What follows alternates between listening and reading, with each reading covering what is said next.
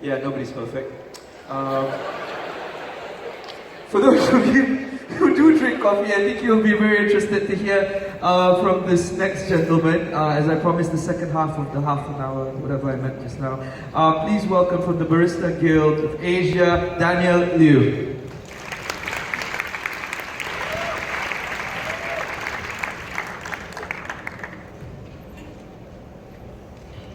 Good afternoon. I'd like to see a show of hands right now by just raising your hands for me. Just raise your hands. Continue, keep them up. Okay. Those who don't drink coffee, you can put on your hands. Those who drink at least 1 cup a day, keep your hands up.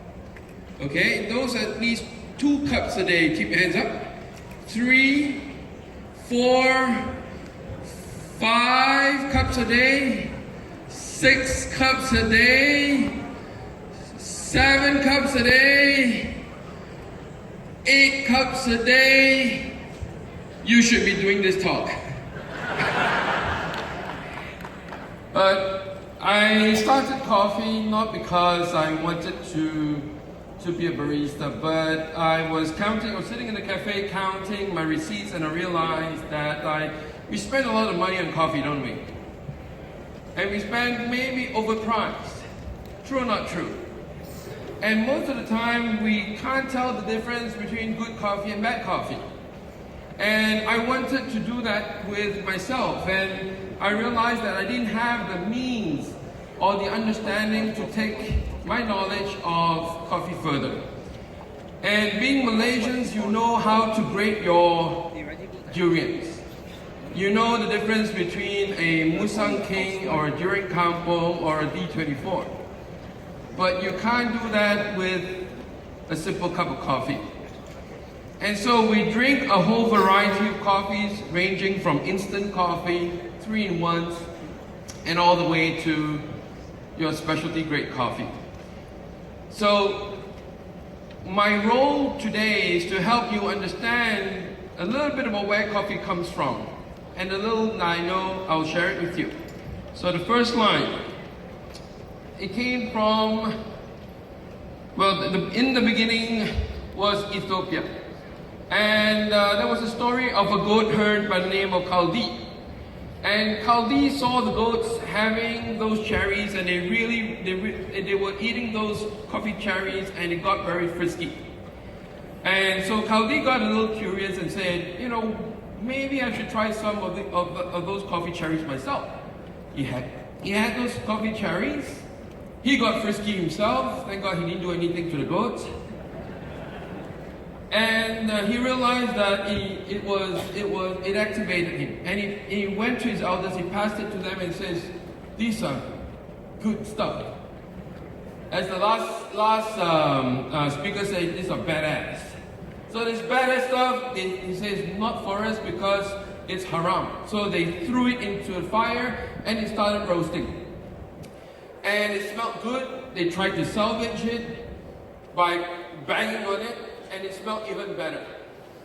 They quenched it in water, and voila, coffee appeared. And that's the history of coffee. But very few of us know how it was developed. The dancing goats is a story that links us back to the fact that coffee began many, many centuries ago. And today, coffee is the second largest commodity in the world. It's grown in 81 different countries. And at the same time, we Malaysians drink, in comparison with a lot of other countries, one of the least. In a coffee farm, is normally grown from 800 meters to 2,500 meters. With that, any coffee farmers who need to harvest the coffee, it's a laborious process. Most of us who have been to the farm can't even survive 10-15 minutes of coffee picking. And they do that on a daily basis. In Africa, they have a Debbie, which is a 20-liter tank that they carry with them. It's a very heavy basket, and it collects throughout the entire day 20 liters of coffee 6 times on hill slopes. So there's a lot of work done in harvesting. There are three types of harvest process. The first one being mechanical, the second being stripping, the third one being hand picking or selective hand picking. Coffee is then processed in two ways. Either it's dry process or wet process. And you will notice that the dry processed coffee is laid out on an African bed that's raised. That coffee will taste very sweet, it will be a heavier body, and low clarity or low acidity. But the wet processed coffee will be higher in acidity and lower in body. Now, many of you in Malaysia would say, I don't want my coffee to be very high acidic. Well, without its acidity, coffee would taste rather flat and unbalanced. And there are 15 minutes to roast a coffee from the temperatures of 195 degrees to 250 degrees. The roaster's skill is to bring out the flavors of the coffee. And it takes a lot of effort and science behind the understanding of coffee to bring you a great cup of coffee. Finally, the barista and your cup of coffee. Most of the time, a barista who brews a really good cup of coffee understands the parameters of which the coffee is brewed. And as consumers, we have a lot of our own idiosyncrasies. I want my coffee super hot, I want my coffee lukewarm, I want it strong, I want it weak. You have all the right to choose those parameters. However, it takes a lot of effort for coffee to reach you in a perfect state. Why? Number one, coffee is still a commodity, it's a plant. Every harvest, the consistency of that coffee will be different. Number two, it takes a lot of effort to roast it to perfection. A roaster takes at least a good 10 years before they perfect the art. A barista spends a lot of time trying to understand the aspects of coffee to bring you a great cup. We Malaysians were very fortunate. 2 years ago, we were able to send our barista to the World Championship. First time in our history, we had that opportunity. Out of 50 countries in the first championship, the Malaysian barista came in number 26. I think he deserves a big hand.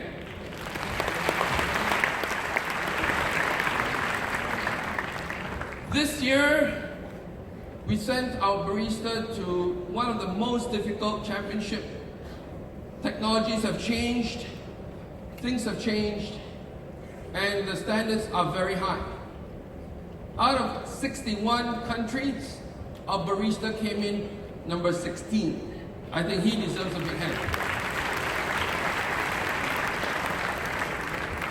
So, where does that lead me to in terms of you being a coffee consumer?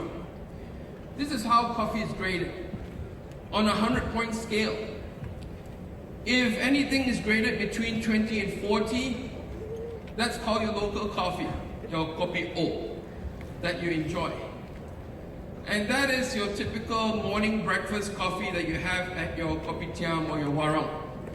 That is the lowest grade. Anything below 20, most of it are defects. But the 20 to 40, it is still made into local coffee. Also, with the 20 to 40 grades, they are made into instant coffee. They are not your highest grade, but they're still acceptable. Then you have commercial coffee ranging from 40 to 60 points on the grading scale. Most of it you will find in your supermarket, and most of it you will find in grounded coffee that you purchase in stores. Then you have your 60 to 80 range. That's your premium coffee that you'll find in chain coffee shops. It gives you a good example of the quality they've taken to bring to you a premium coffee. However, it is the next one that I would like to talk about. specialty coffee, the highest grade coffee that you can get, which range from 80 to 100. Now, they are selected from a specific farm, hand-picked, well taken care of. Farmers are paid a lot more money to take care of the quality, and roasters pay a lot of attention in ensuring that the quality of the coffee is at its peak.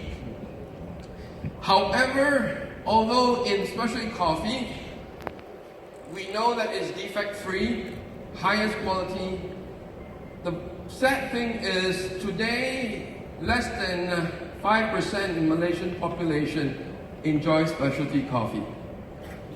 And that is something that I'd like to share with you in terms of statistics. Are you paying the right price? Question here is, a lot of us take our coffee and we don't know what is the right price to pay. Most of us say, I know some of us will say, well, $10 is too much for a cup of coffee. What if I told you the shop owner or the cafe owner earns less than that? What if I told you that the cafe owner only has about maybe 10 to 15% on margin? Is that still too expensive for you? What if I told you that the farmers earn less than 1% of your cup of coffee? And so it's very important for you to realize and question the price that you're paying for your cup of coffee. So how do we become a better consumer? Number one, ask yourself where the coffee is from. Is it traceable? Are my baristas well trained? Is it sourced from an ethical source? Or is it commercially grown?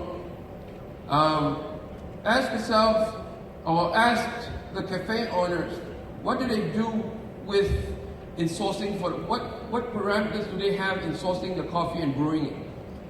Can they tell you a lot about the coffee, or do they just say that's just coffee?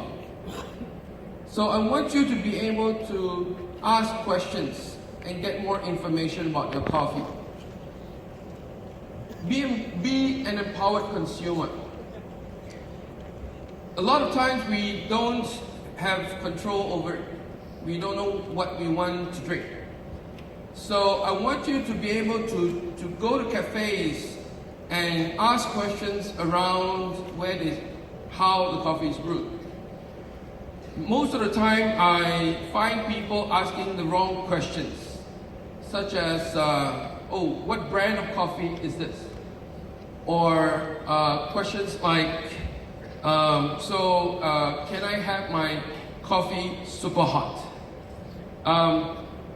What questions should you be asking? Number one, when was it roasted? When was it harvested? How is it brewed to bring out its flavor? These are some of the things that will ensure that you become a better coffee consumer. So I will share with you the cups of coffee that you tried at the coffee workshop that was outside. The first one that you tried was local coffee. Were you able to detect that? That's your local kopi O.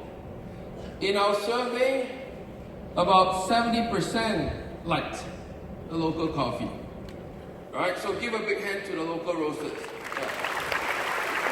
So kopi O still dominates a lot of your taste buds. It's great. However, a lot of the coffees that's used to roast the local coffee comes from Indonesia and India and Vietnam. It's not really a local grown coffee.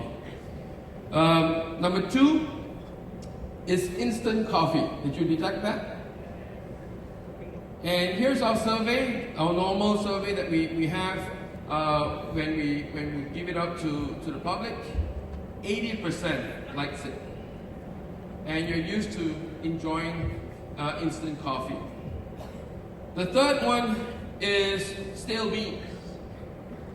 And these are really stale, tasteless coffee beans. Make a wild guess how many percent of the survey said they liked it. 50? 60? In our normal survey, 85% enjoy stale coffee. That's Malaysian consumers for you. So one of the things that you've got to realize is that your taste buds have been conditioned to appreciate stale coffee. The final one, or the final two, number 4, premium commercial coffee. This is your typical supermarket or chain coffee standard. It's okay, however, 50% enjoys this.